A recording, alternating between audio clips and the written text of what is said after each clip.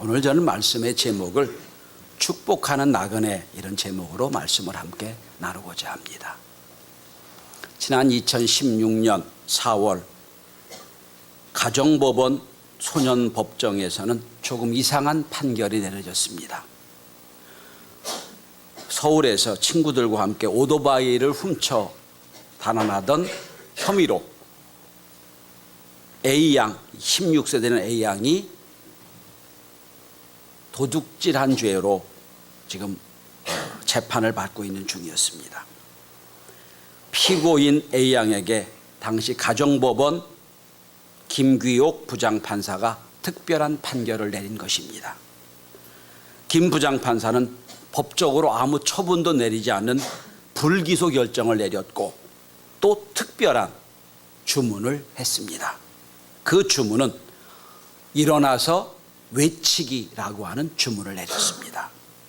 A양은 작년 가을부터 14번에 걸쳐서 절도와 폭행을 한 전력이 있는 여학생입니다. 법대로 하면 재범이고 누적 가중처벌을 받을 수밖에 없는 그런 상황이었습니다. 그래서 소년 보호시설을 가든지 아니면 다른 처분을 받을 수밖에 없는 그런 상황이었습니다. 그런데 이 부장판사가 아주 특별한 판결을 내린 겁니다. 이 부장판사가 특별한 판결을 내린 이유가 있습니다. 이 A양은 얼마 전까지만 해도 상위권의 성적을 유지하는 훌륭한 학생이었습니다. 그런데 남학생 여러 명에게 폭행과 성폭행을 당한 뒤 인생이 바뀌기 시작한 겁니다. 후유증으로 병원 치료도 받았고 죄책감에 시달려 학교도 겉돌고 그러면서 친구들 따라 범행을 시작하게 된 겁니다.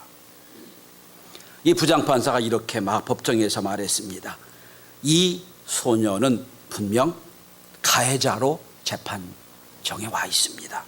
그런데 이렇게 삶이 망가진 것을 알면 누구라도 가해자라고 말할 수 없을 것입니다. 이 아이의 잘못이 있다면 이 아이가 자존감을 잃어버린 것입니다. 그러니 저로서는 자존감을 찾게 되는 길, 회복하게 되는 일이 가장 중요한 처분이라고 생각을 합니다. 그러면서 주문을 합니다. 일어나라. 일어났습니다. 그리고 내가 말한 것 그대로 외쳐라 라고 판결을 내렸습니다. 나는 세상에서 가장 멋지게 생겼다. 나는 무엇이든지 할 수 있다. 나는 이 세상에 두려울 것이 없다. 나는 이 세상에 혼자가 아니다. 이 주문을 외쳐보라고 했습니다.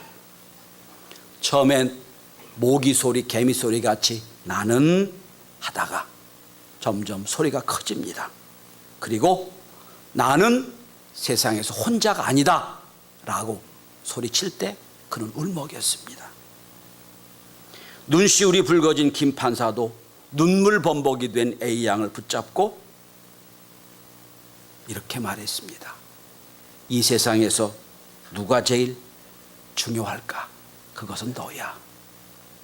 이 사실만 잊지 않는다면 너는 결코 실패할 수가 없어. 지금처럼 힘든 일도 이겨낼 수 있을 것이야. 그리고 두 손을 쭉 뻗어 피고인 속에 있는 A양의 손을 잡고 이렇게 말했다고 그럽니다. 마음 같아서는 꼭 안아주고 싶지만 법대가 너와 내 사이에 가로막고 있구나. 그날 그 판정은 아마 두고두고 한국 법률사의 전설이 되어 있을 겁니다. 여러분, 제1차 세계전이 끝난 후 폭격의 충격으로 많은 프랑스 군인들이 기억을 잃었습니다. 자기가 누군지 몰라요. 많은 사람들이 자기가 누군지 잃어버리고 있어서 여러 자료를 통해 아무리 조사를 해도 누군지 모르는 거예요. 어떤 사람이 말합니다. 우리가 자기 잃어버린 많은 군인들을 한 장소에 모아 큰 광장에 모아놓고 사람들을 아들을 전쟁에 보낸 부모를 다 불러놓고 자기 아들을 찾고자 하자. 광장에 모아놓고 그 아들을 군대에 보내놓고 돌아오지 않는 그 부모들이 다 봤습니다. 그리고 집회를 열었습니다. 집회가 열리는 광장에 수많은 군인과 그 주위에 또 가족이 다 모였어요. 그리고 군인 하나씩 단상에 올라가 이렇게 말했습니다. 제발 내가 누구인지 나를 가르쳐 주세요. 제발 내가 누구인지 가르쳐 주세요.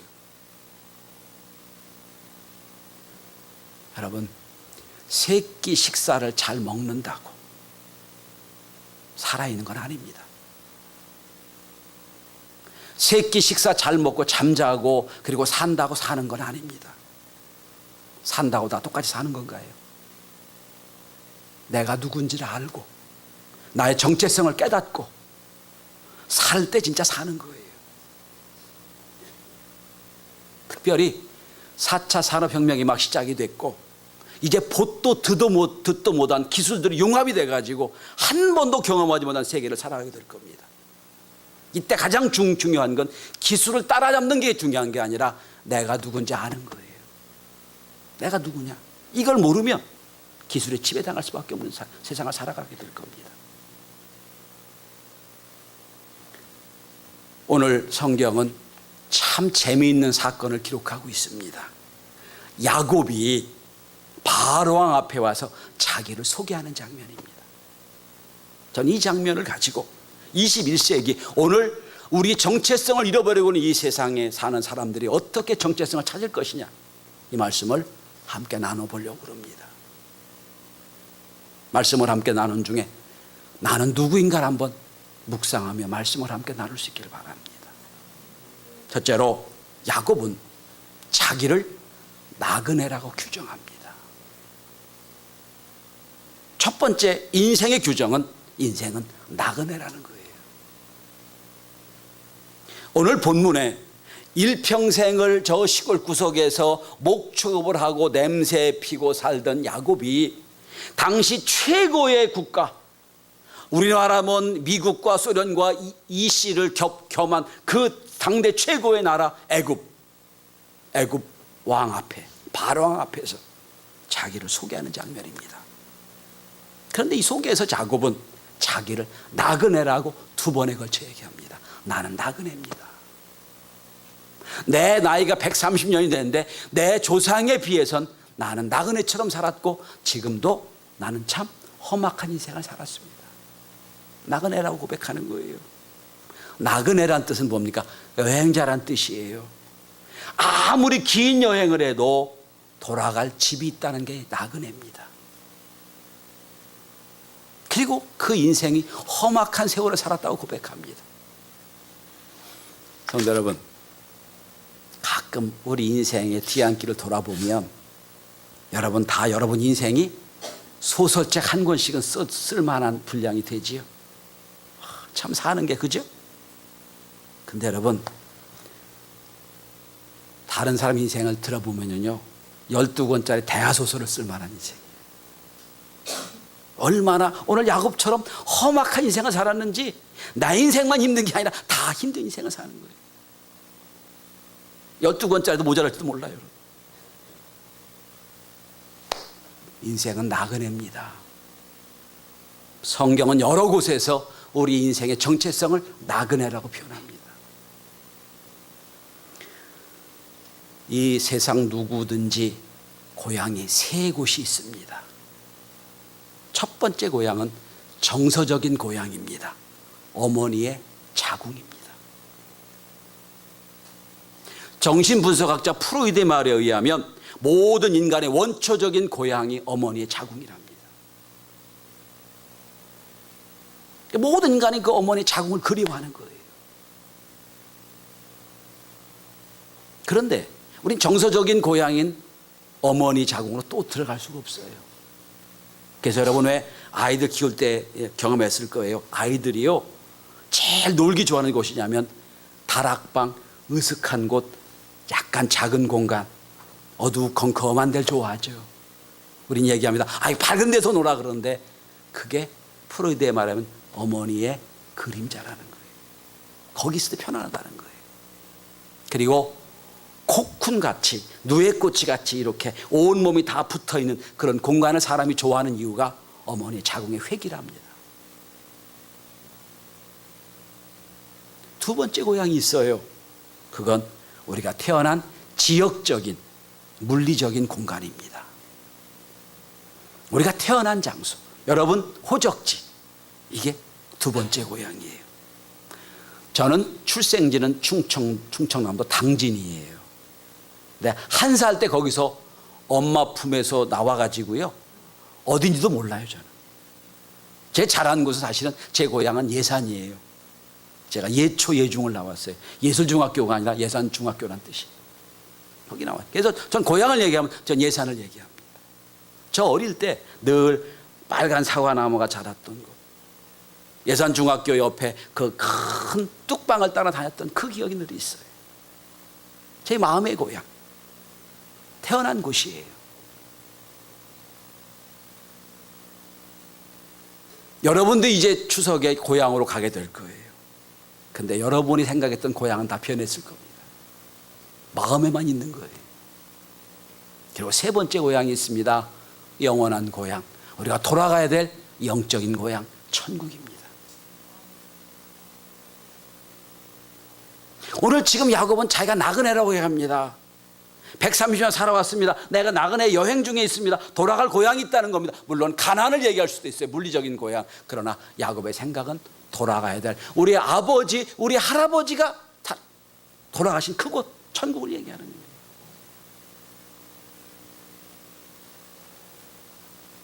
추석에 여러분 고향에 가셔서 친구를 만나고 사람을 만날 때 우리는 영원히 돌아가야 할 고향을 생각하셔야 됩니다. 1980년 3월 프랑스 파리의 브리셀 병원에서는 유명한 무신론적 실존주의 철학자 장 폴 사르트르가 입원을 해 있었습니다. 중한 폐수종이라는 병으로 입원해 있었습니다. 폐수종이라는 병이 그때만 해도 참 치유하기 어려운 병이었습니다. 고통 속에 있는 병입니다. 한 달 내 병원에 있는 동안 악을 쓰고 고함을 지르고 막 사람들을 괴롭게 하고 너무너무 처절하게 힘들게 한 달 동안 있었습니다.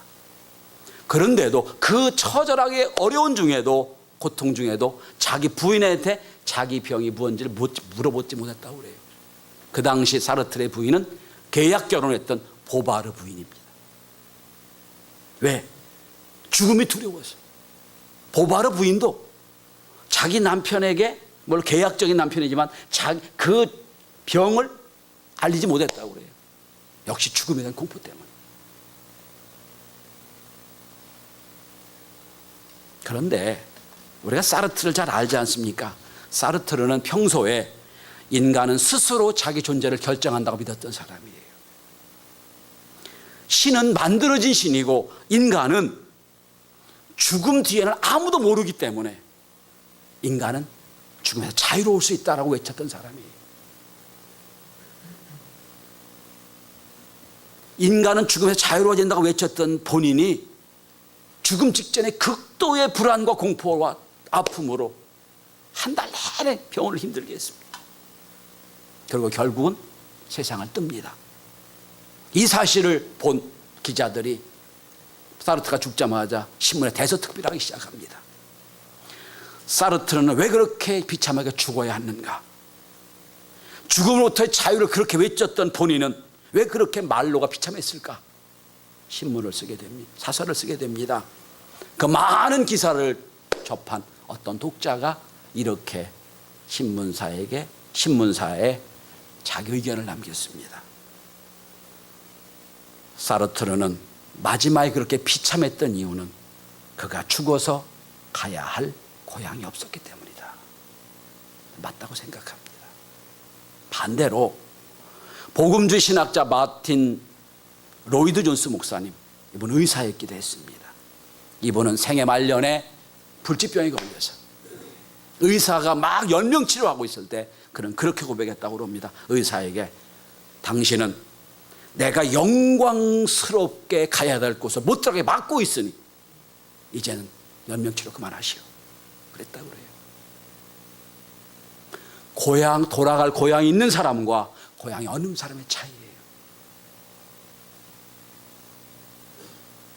우리는 나그네입니다. 엄마의 원초적인 자궁에 들어갈 때도 못되고 우리가 태어날 고향도 아니고 영원히 돌아가야 될 하나님 나라, 그 고향을 사모하며 사는 우리 모두가 될 수 있기를 바랍니다. 두 번째로 야곱은 자기 인생을 규정합니다. 자기를 족장이라고 규정합니다. 오늘 본문은 참 아이러니합니다. 성도 여러분, 잠깐 야곱의 인생을 정리해 보십시다. 한 여자를 만납니다. 그 여자를 자기 부인 만들고 14년을 고생해요. 14년을 고생해가지고 그 여자를 자기 부인을 만들어요. 20년을 고생해서 거부란 말을 듣습니다. 부자가 됐어요. 그리고 부인 넷을 거느리고 아들 12명과 딸 하나를 거느리고 사는 대부호가 됐어요. 그런데 지금은 먹을 것이 없어서 온 가족을 이끌고 지금 애굽에 이민 와 있는 상황이에요. 이민 와도 그냥 왔나요? 자기 형제들에게 팔려간 요셉이라는 아이가 잘 돼가지고 국무총리 됐으니까 요셉의 덕택으로 지금 온 가족이 이민 온 거예요. 살려고. 그래서 이제 아들 요셉이 아버지를 바로왕 앞에 소개하는 장면을 본문이에요. 자, 이제 이 땅에서 살 거냐 못 살 거냐, 잘 살 거냐 못 살 거냐의 판단은 바로왕에게 달려 있는 거예요. 바로가 이렇게 해라 그러면 되는 거고요, 안 된다 그러면 안 되는 거예요. 당시 바로는 자기가 신으로 생각했던 사람이에요. 지금도 애굽 문화를 보면 최고의 문화잖아요. 그 바로왕, 모든 걸 갖고 있는 바로왕 앞에 지금 시골 노인네가 선 거예요. 일평생 양과 소도 치는 사람. 그런데 여러분, 그 엄청난 바로왕 앞에 선 야곱을 한번 생각해 보세요. 얼마나 초라하겠습니까? 얼마나 쪼그라들겠어요? 어리어리한 왕궁에 탁 선 순간이에요. 그런데 야곱은 이상한 행동을 합니다. 그 엄청난 바로를 만나자마자 축복을 합니다. 오늘 8절에 여러분 7절에 보면 만나자마자 야곱이 축복합니다. 누가 축복을 받은 사람이죠? 바로가 야곱에게 축복이 될 사람이잖아요. 거꾸로 된 거예요. 야곱이 바로에게 축복해요. 그러니까 바로가 기가 막히나 봐요. 너 몇 살이냐 묻잖아요. 지금 너 몇 살이냐? 어? 아니 이 말도 안 되는 상황이잖아요. 지금. 아니 지금 누가 너를 살려야 될 판인데 지금 개걸 북걸 나 좀 살려달라고 나 좀 살려달라고 비례들 지금 될 판인데 시골 노인네가 바로에게 딱 축복합니다. 기가 막힐 노릇이에요. 그리고 뿐만 아니라 인사를 마치고 나올 때도 축복합니다. 2번이나 축복해요. 생각해 보세요, 여러분. 시골 노인네 70명의 가족을 이끌고 왔지만 먹고 살 길이 없어 온 거예요. 모든 결정을 바로에게 내릴 상황이. 그 절대권자에게 축복을 달라고 애걸해야 될 사람이 축복을 해주는 거예요. 어떻게 이런 결정, 이런 행동이 가능할까요? 그건 야곱은 나는 족장이라고 하는 자기 정체성이 있었기 때문이에요. 난 족장이다. 네가 볼 때는 초라하고 아무것도 없고 네가 나를 살릴 수밖에 없는 사람은 보이지만 나는 하나님이 나를 통해서 복을 주실 족장이야. 이거 갖고 있는 거예요. 난 족장이야. 네가 보기엔 비참하게 볼지 모르지만 난 아니야. 하나님으로부터 내가 복을 줘야 될 사람이야. 지금 초라한 상황입니다. 비참한 상황이지만 야곱의 의식 세계에 흐르고 있던 큰 흐름은 나는 하나님의 택하신 족장이라는 흐름이에요. 저는 오늘 이 모습이 오늘 우리가 가져야 될 믿음의 정체성이라고 생각합니다. 남들이 보기에 별 볼 일 없어요. 이제 여러분 지위도 없고 가진 것도 없고 뭐 높은 지위도 하나도 없어요. 그런데 세상 사람들 우리를 볼 때는 참 어떻게 보면 부족하게 보이고 모자라게 보일지 모르지만 세상이 모르는 우리가 있다는 거예요. 우리 누굽니까? 하나님이 택함 받은 하나님의 족장이라는 거예요.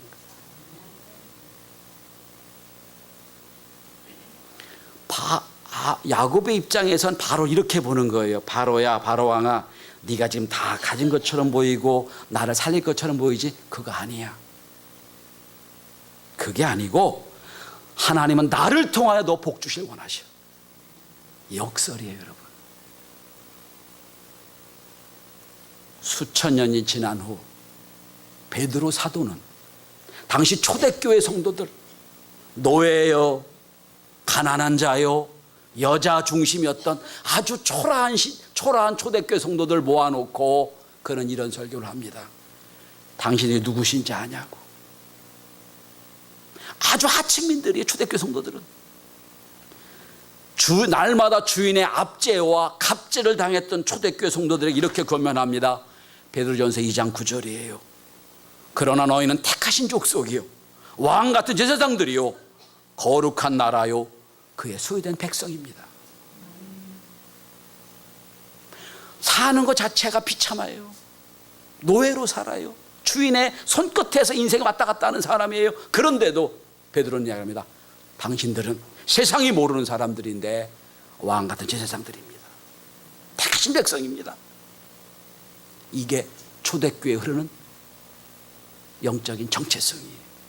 이것이 초대교회를 변화시킨 거예요. 이것이 로마를 변화시킨 겁니다. 성도 여러분, 여러분은 이제 고향으로 돌아가게 될 거예요. 고향으로 가게 되면, 부모님 고신 곳으로 가게 되면 이웃을 보면, 잘 나가는 이웃, 돈 많이 버는 이웃, 높은 위치에 있는 이웃도 있을 거예요. 박수 쳐주세요. 그런데 때로 기가 죽을 수 있을 거예요. 그런데 잊지 마십시오.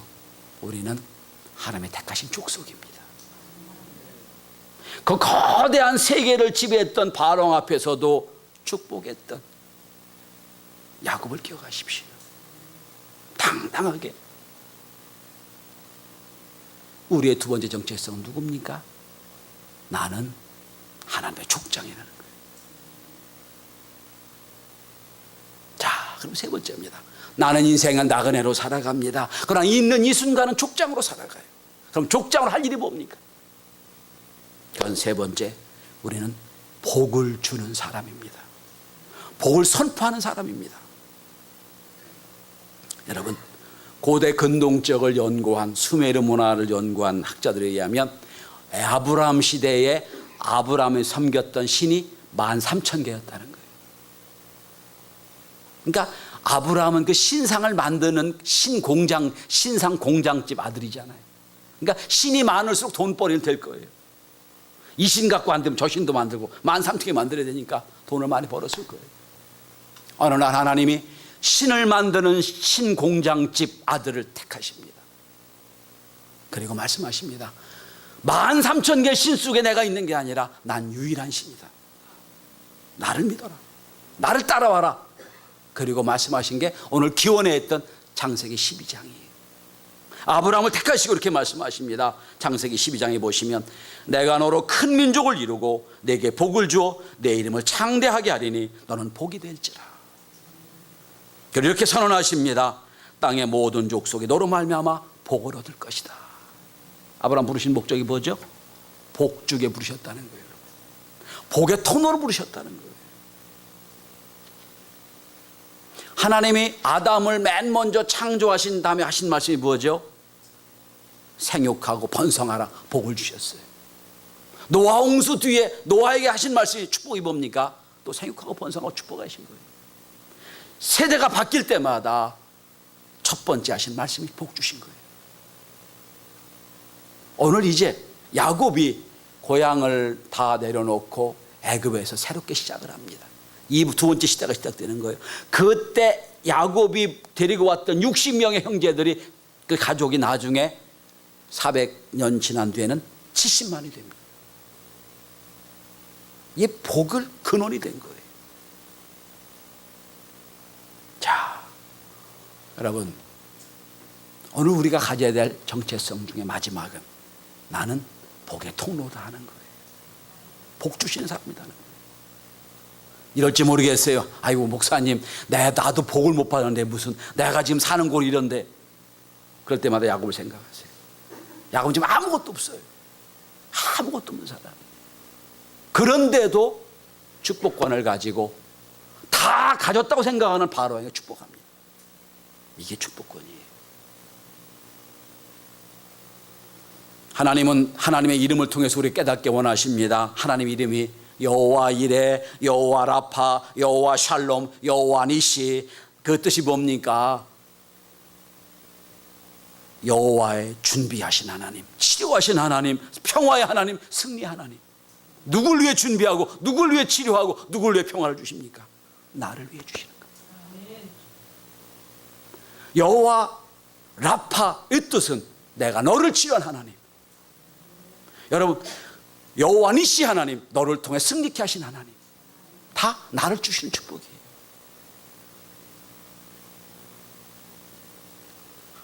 성경의 전체를 한번 보세요. 하나님은 곳곳에 어렵고 힘든 상황에서도 믿음의 사람들을 통하여 그 지역을 복 주시기 원하시는 거예요. 우리는 복의 통로입니다. 이 전통이 신약에 이어집니다. 그래서 여러분, 베드로든 요한이든 야고보든 많은 사도 바울이든 그가 편지할 때마다 맨 먼저 하는 말이 뭔지 아십니까? 복 주는 거예요. 은혜와 평강이 있을지어다. 복이 있을지어다. 왜? 이 전통을 이어가는 거예요. 성도 여러분, 고향에 내려가서 만나는 사람마다 야곱처럼 복을 선언하고 복을 선포하고 복을 주는 믿음의 사람들이 다 될 수 있길 바랍니다. 세상 사람들이 주는 복이 아니라 영적인 복을 나눠줘야 됩니다. 이 추석에 가족 예배를 드리면 마음껏 축복하십시오. 여러분 가정이 여러분이 축복하자면 여러분 가정을 축복할 사람이 없어요. 여러분이 마음껏 축복하셔야 돼요. 마음껏 축복하세요. 그러면 하나님이 족장으로 여러분을 세우셨으니 족장이 선포한 대로 은혜로 축복으로 함께 하실 겁니다. 성도 여러분, 우린 누구입니까? 어떤 정체성을 갖고 살아갑니까? 비교되고 흔들림 없이 나는 인생을 나그네로 삽니다. 그러나 믿음의 족장으로 살아갑니다. 족장으로서 복을 선언하며 선포하며 살겠습니다. 다짐하는 믿음의 사람들이 되시기를 주의 이름으로 축원합니다. 기도합니다.